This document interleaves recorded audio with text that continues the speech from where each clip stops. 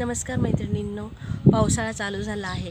तर पावसाळ्यात लहान बाळांची काळजी कशी घ्यायची ते मी तुम्हाला आज सांगणार आहे. तर पावसाळ्यात लहान बाळांना सर्दी जास्त होते, म्हणजे सर्दी होण्याची शक्यता जास्त असतात. तर सर्दी झाल्यावर लहान बाळाला दूध प्यायला त्रास होतो, नाक गच्च बसतं, दूध प्यायला लागलं की त्याला श्वास घ्यायला त्रास होतो. तर मग अशा वेळेस मी तुम्हाला घरगुती उपाय सांगणार आहे. अशा वेळेस आपण काय करायचं? तर घरगुती उपाय म्हणजे त्याला आपण रोज स्वयंपाकात वापरतो लसूण, तर लसूण सोलून आणि ओवून त्याच्या हातात बांधायचा.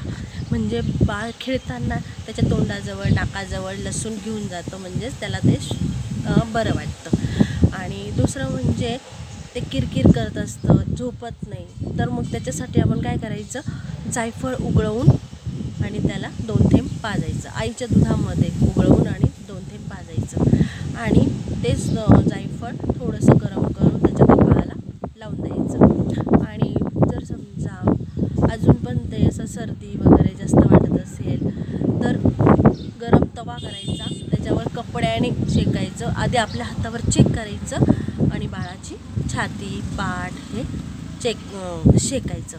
त्याच्याने काय होतं, बाळाला कफ झालेले असतात तर ते कफ वितळायला मदत होते. तर अशा पद्धतीने लहान बाळाची पावसाळ्यात काळजी घ्या. थँक्यू.